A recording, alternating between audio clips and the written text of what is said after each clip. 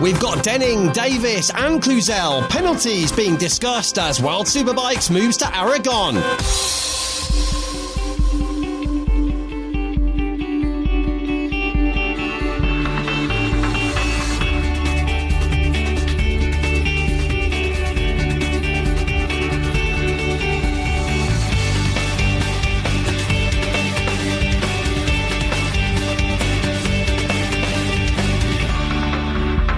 Hello there, Greg Haines with you, and it's an absolutely crucial part of the season now for World Superbike 2023. Just 3 rounds to go. Jerez at the end of October. But first of all, this coming weekend, MotorLand Aragon in Spain, and then next weekend, Portimao in Portugal, where, depending on what happens at Aragon, in Portimao, Bautista could become world champion for the 2nd year in a row. But the real talking point last time out, 2 weekends ago at Magny-Cours in France, was that moment in the early stages of the sprint race. Paul Denning from Yamaha put in a protest as a result of Alvaro Bautista clattering into the back of Ruben Rinaldi, his own teammate. And Toprak's going to go up the inside. Bautista's following him. Oh no! He takes Rinaldi down, and Ray goes through. Lowe's goes through. Is Rinaldi injured? I hope he's not. That was the 2 Aruba Ducatis running into one another there, and Bautista's lost positions. The pressure is starting to pile on Alvaro Bautista. You can tell that was a real mistake, and what happened there was Bautista got sucked in to braking at the same level as Toprak Razgatlioglu, and when you try and match what he does into Adelaide Hairpin, that's what happens. But look at the fairing on the front. Is that going to finish this race? Because it looks really damaged. We lodged a formal appeal, which is a slightly strange thing in the regulations because, for example, if someone jumps the start and has a ride through, you're not allowed to appeal it. If someone's given a long lap penalty, it's judged as a matter of fact during the race and you're not allowed to appeal it. However, if there is not a sanction for something that any rider or team believes could be sanctioned, you're allowed to appeal the lack of that sanction. So we put in a formal appeal. I sat down with the appeal stewards. They studied carefully after the race and sat in line with the stewards that there was nothing more Alvaro could have done. In our opinion, it's a fairly simple and straightforward position that the regulations need to be followed, and the regulation is riding in a responsible manner so as not to endanger any of your competitors. And if you're braking that late against Toprak already, Michael was wide, and Alvaro was going too fast and he braked too late. He admitted as much in Parc Fermé.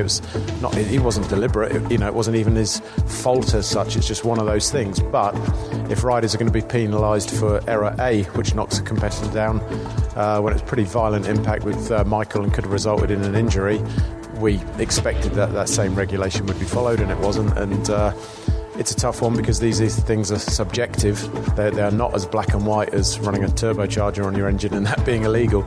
But in the end, we were a little bit disappointed and surprised by the final decision. The words there of Paul Denning, a rather surprised and frustrated Paul Denning, the team principal of Pata Yamaha. But you're listening to Talking Away with Greg Haines. Send me your opinions as well, please, on X and on Instagram, Greg Haines TV, and also TalkingAwayPodcast at gmail.com. We've got Jules Cluzel coming up. Let's get the latest from Chaz Davies, who was pretty vocal about the incident at Magny-Cours, and he really did feel and agree with the stewards that Bautista did not deserve a penalty. Hello everybody on the Greg Haines podcast. Obviously a lot of talking points after the weekend, it's important to obviously look at this one in detail because it's not quite as black and white as maybe it looks on the face of it.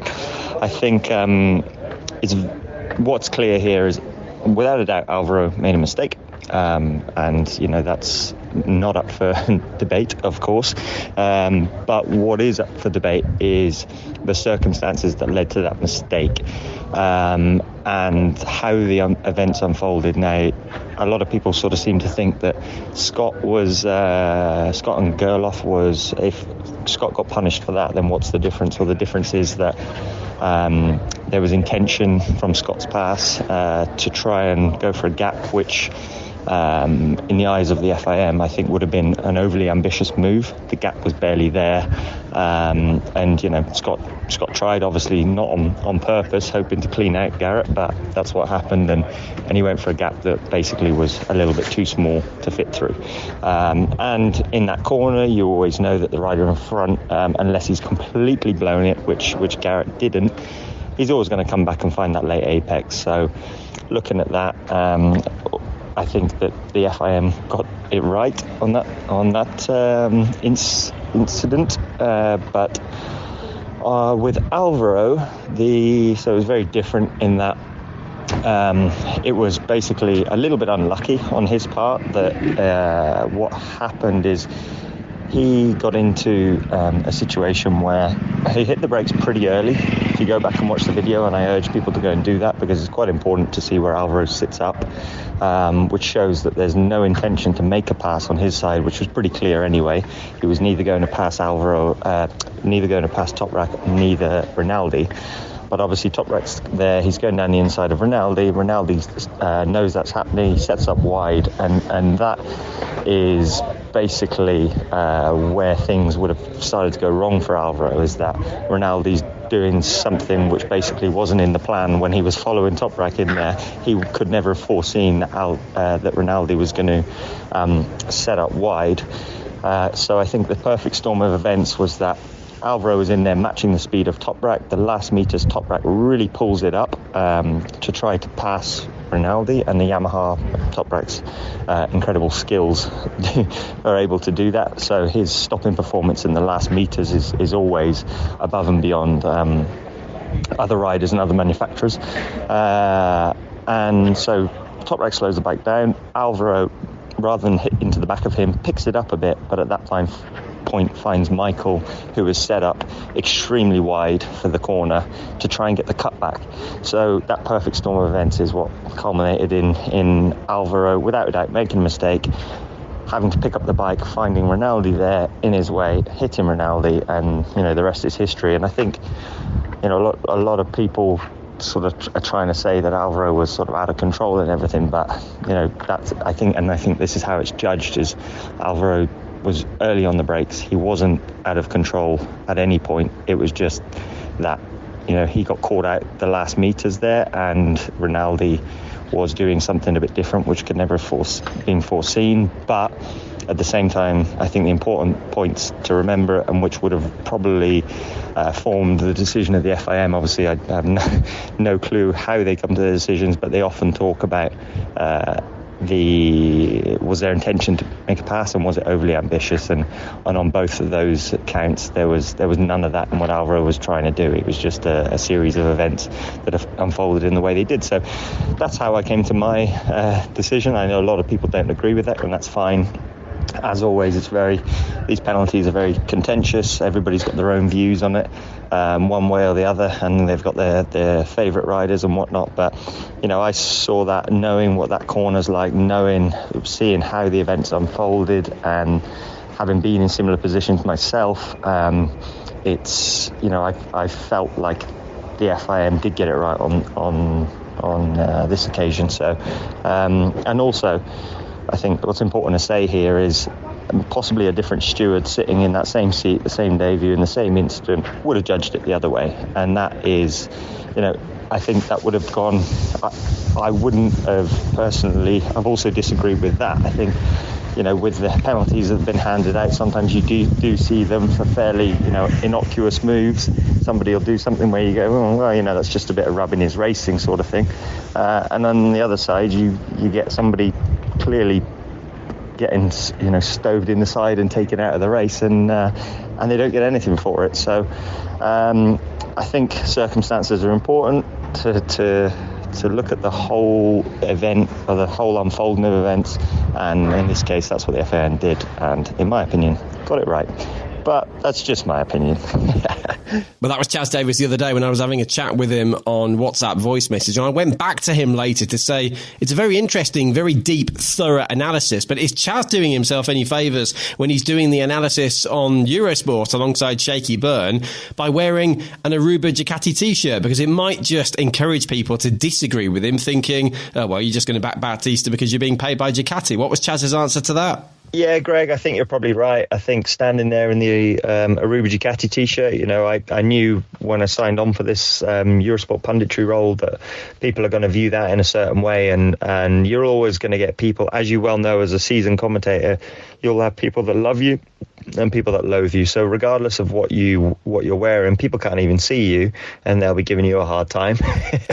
and so regardless of what you're wearing, I think that if you don't agree with the popular opinion, or a lot of people will come out of the woodwork and they'll sort of give you a hard time for not agreeing with their point of view, and that's fine. I'm fully aware that people have got different opinions on this, and this one was particularly contentious, I would say. It wasn't a straightforward black and white incident, and I realised that, and I think that a lot of people have got quite passionate about it, and at the same time, I'm not there to give I'm not there to agree with what I think might be the popular opinion. I'm there as a pundit to put across my opinion, and that is just my opinion. And in this case, it happens to be one that is probably at odds with most other people. So again, I'm fully aware of the role and fully open to any criticisms or whatever. It's just I don't really care.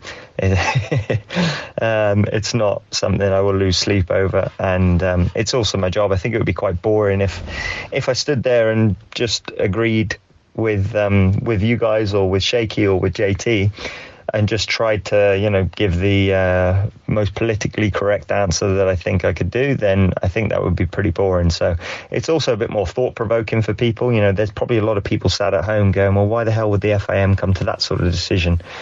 So if you have, they might not get an explanation if there isn't somebody like me there going, well, I think because X, Y, and Z. So I think there's that side of it as well. It's not a bad thing to have a difference of opinion, and yes, I don't do it for that. I don't do it just to be contrarian, but at the same time, I think it's sometimes it makes a bit better TV, doesn't it? Well, I mean, I know for a fact, Chaz, you wouldn't say this unless you truly believed what you were thinking, and I've always backed you up because I truly believe if Chaz was being, let's say his opinions were being swayed towards Ducati because of the fact he works with Ducati, I would say that, but I truly do not believe that. And I know, Chaz, you truly are saying what you think. Would it not help, though, that the stewards perhaps at the end of the weekend clarify why they've come to the conclusion they have? Instead of just saying, yes, it's a long lap penalty, or yes, it's a double long lap penalty, or no, there will be no penalty. Would it not help if they actually clarified why? Yeah, I completely agree. I think it would help the FIM's case if they would, even come up and face the camera at the end of the weekend and say, if there is ever a contentious decision been made, I think that if they faced the camera and said, we came to this decision for X, Y, and Z reason, I don't think it'll ever happen. That's not the FIM style at all. They're quite untouchable in that regard. It's usually the decision of the FIM is final, so you can't even set foot in their office without getting kicked out of it. So the chances of them actually coming to a camera and being bothered to explain it, it's not something they have to do, and it's not something that they do. But I do think it would help their case. I completely agree. But yeah, we'll probably be waiting a while for that one. You're listening to Talking Away with Greg Haines. Don't forget you can get in touch. Comments on YouTube, on the Greg Haines TV YouTube page, and also on X, formerly known as Twitter, of course, and on Instagram. Joining us now is Jules Cluzel.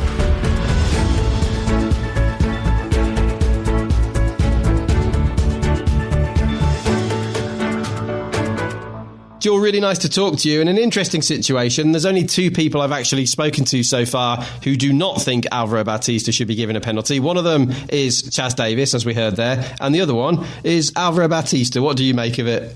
It's strange that they didn't say the opposite. For me, on my side, I just say that he should have get the penalty. Why?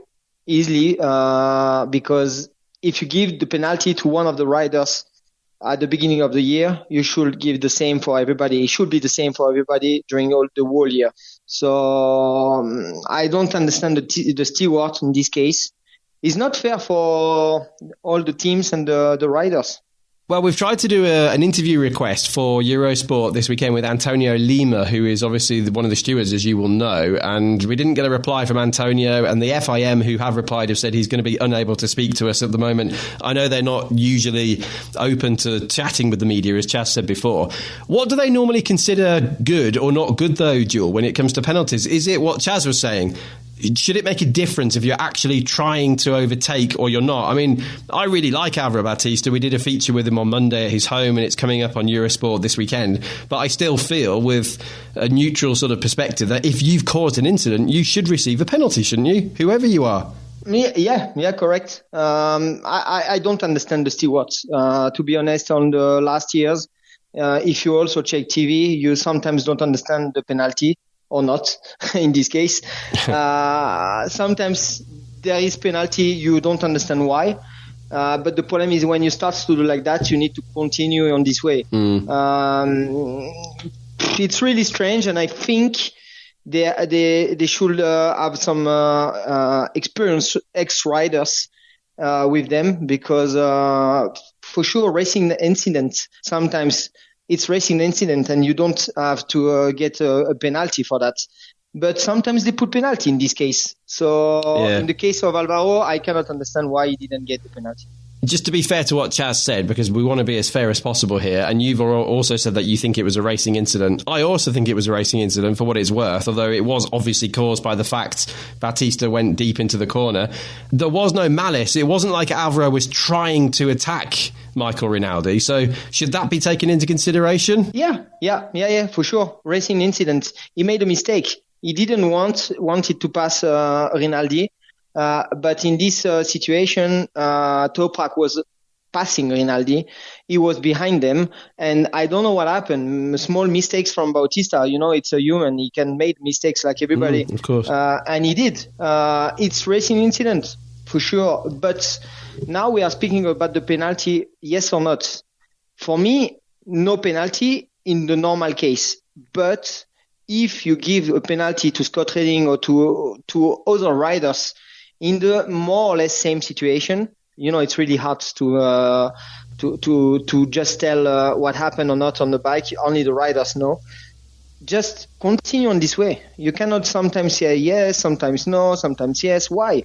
So that's why I didn't agree with the penalty. So just to conclude here, Jules, and obviously you've won many races in World Supersport, you've raced in World Superbike, you've finished second, you finished third in the championships, you fought for championships. It feels to me as though the debate here, the main point, is perhaps not as such, should Bautista have been given a penalty or should Redding have not been given a penalty?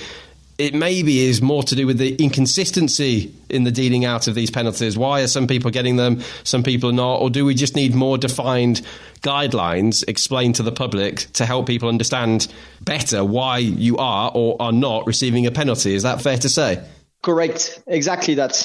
There needs to be more consistent, as you say, and to be more calm also, because sometimes they just give a penalty like this without really analyzing. And nobody understands. And in the case of Alvaro Bautista, you know, it was his teammate. So maybe that's also why they didn't give a penalty to it made you wonder. Alvaro. It felt a bit like that, didn't it? Yeah, everybody thinks like that. So is it like that? I don't know. I don't know either. I don't think it should be like that, but it did make you feel like it was like that, even if it wasn't. Okay, well, let's see what happens. Jules, I know you're going to Aragon this weekend. Just before we go, what do you think might be happening at MotorLand Aragon? It's not going to be easy to beat the Ducati on those long straights, is it? Having said that, it is a twisty, changeable track with ups and downs. It's not all just about the straight, is it? Yeah, the Ducati there is working every year. Bautista is really strong. Rinaldi is really strong in Aragon, so maybe we will see all the weekend 1-2 from Ducati. Okay, well, let's see what happens. It's bad news for the championship if that's the case, if you're a Top Rack fan, but great news if you are a Bautista and obviously Ducati fan. Jules, thank you very much indeed. I'm really glad to hear that you're well and all the family's well, and I'm sure we'll be seeing you over the weekend in MotorLand Aragon. See you there. Thank you, Greg.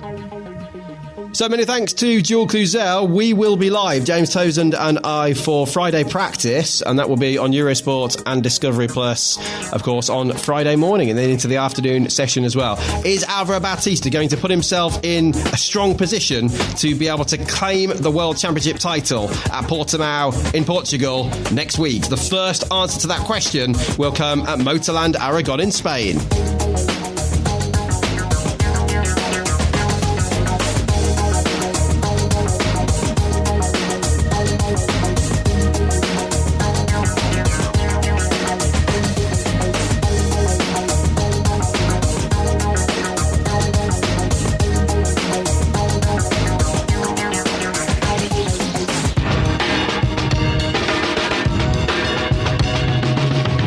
Many thanks for listening to the latest Talking Away with Greg Haines podcast. Don't forget you can get in touch with us by email, talkingawaypodcast@gmail.com, and also by posting questions and observations on the YouTube page, Greg Haines TV, and on X and Instagram at Greg Haines TV.